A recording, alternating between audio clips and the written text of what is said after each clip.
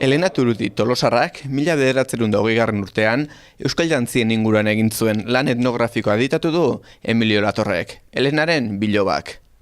Urte askotan proiektu hau gauzatzeko asmotan izan ondoren, azken hilabeteetan burutu du lana Emilio Latorrek.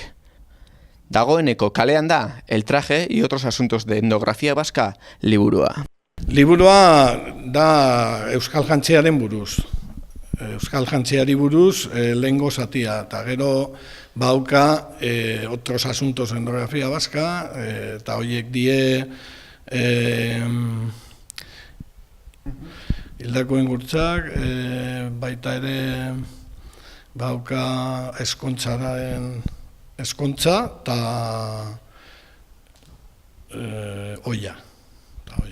Eta orduan, bueno, beak hasizun bere asmoa zan bakarrik egitea nik uste dut, ez dakit, beakin ez da etitxegin horren buruz, baina bere asmoa zan euskal jantziaren buruz egitea.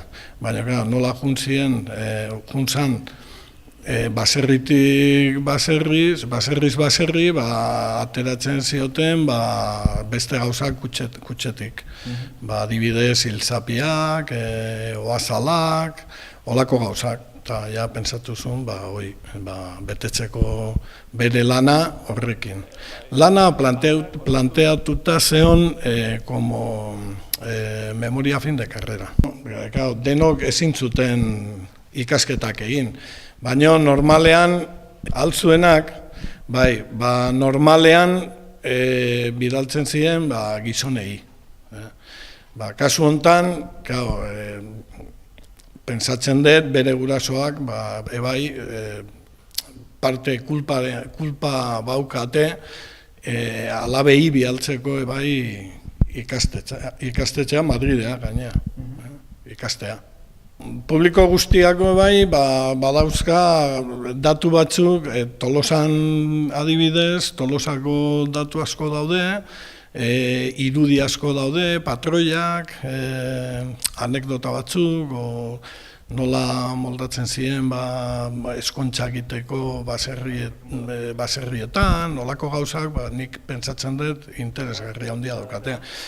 Eta baita ere, nola ez euskal jantziari buruz datorren astean, uste dut astebukarea honetan, udaberriko urte hurrena da, eta haientzate ikusiko dute gauz asko, interesgarri gauz asko.